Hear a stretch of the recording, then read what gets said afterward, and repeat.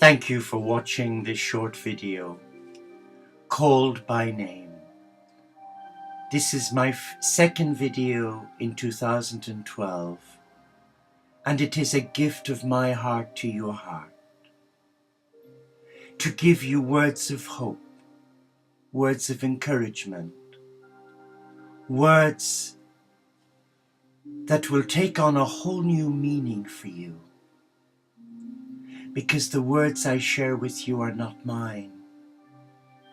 They are from the beloved, the supreme, the I Am Presence, given to me to share with you.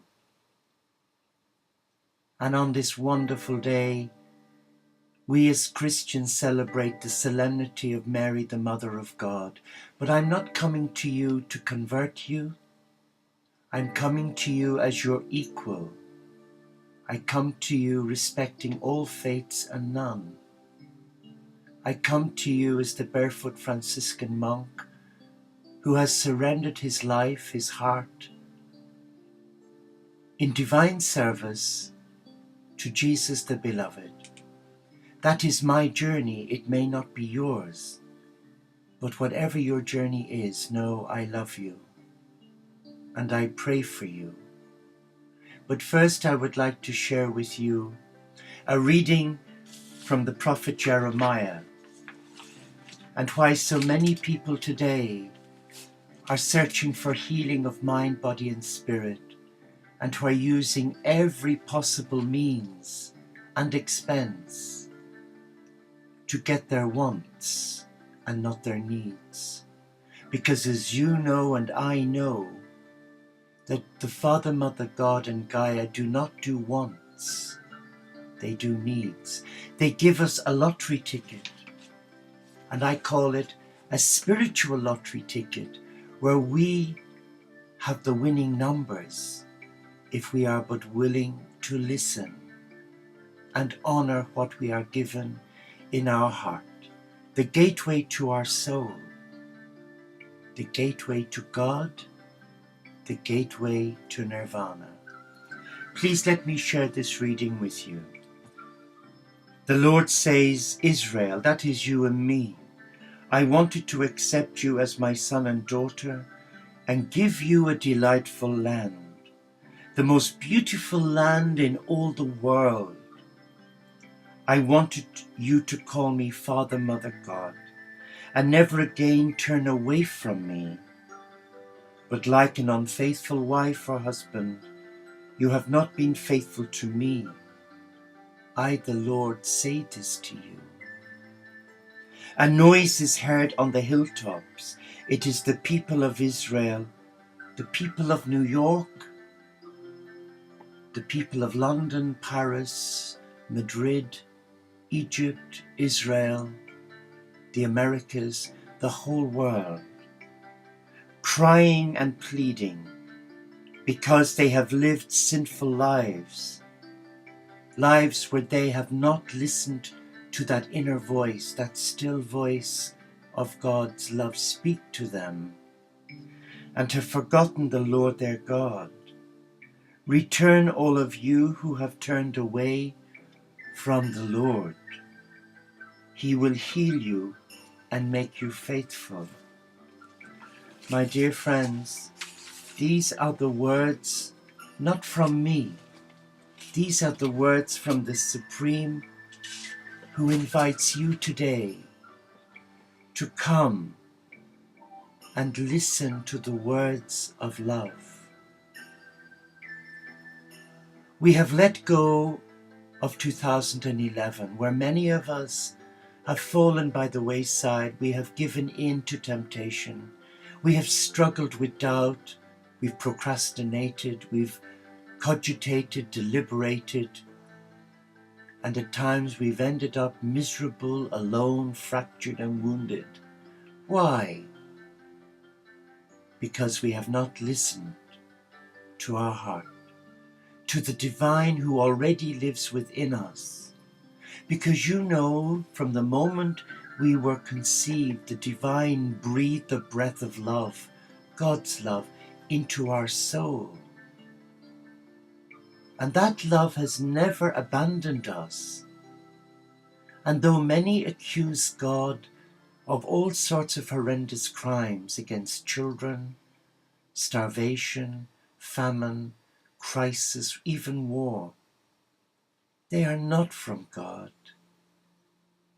They are from man.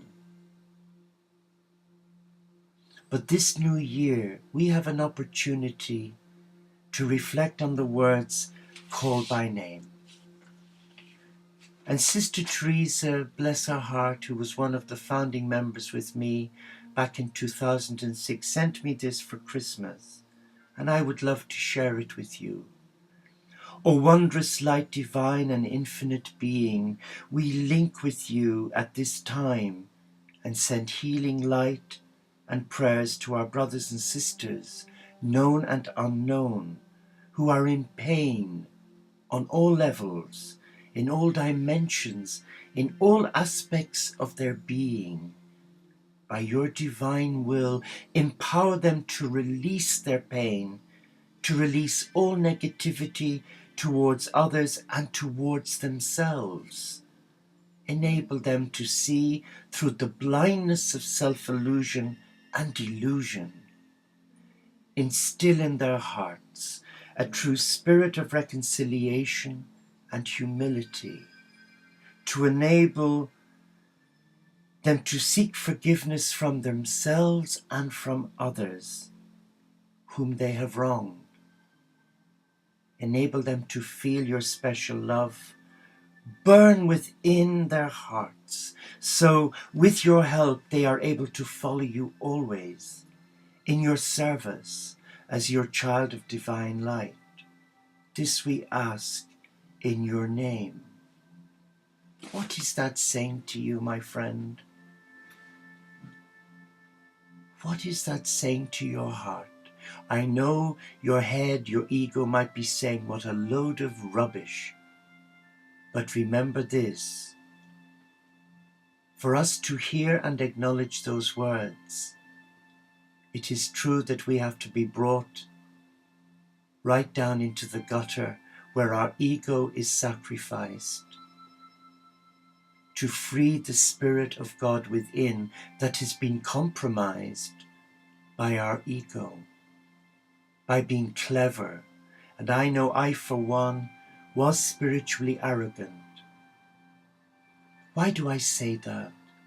Well, I know from my own upbringing and training, I found it very hard to receive love.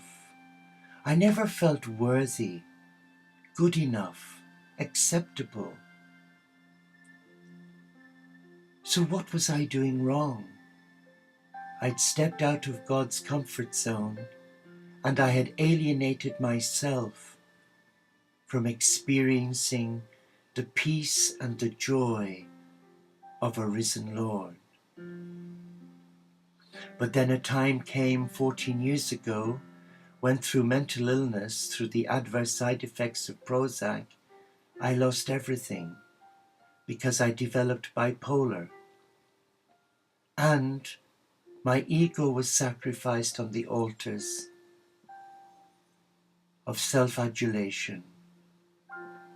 I had to taste the bitter earth, and for a period of 4 years in the wilderness of my own making, I know Prozac didn't help, but there was a blessing attached to that, and that God used that painful time in my journey to reawaken the divine within me and to become a child again, to nurture the little way that Jesus showed us, demonstrated to us, and who even paid the penultimate price, his agonizing death on a cross for my freedom. So today, with God's help, I live each day as my last day. I celebrate each second, each minute, and each hour by doing the ordinary things, the little things, washing up, cleaning floors, looking after the hens, walking the dogs, dusting, hoovering. They become a prayer. My disability becomes a prayer. So rather than the ego allow me to become negative and overwhelmed by loss, I see it as my liberation, because now I know, after many, many years of living in a wilderness of pain, I am free. I pray that you too are free. And I pray too that you will hear the words, call by name.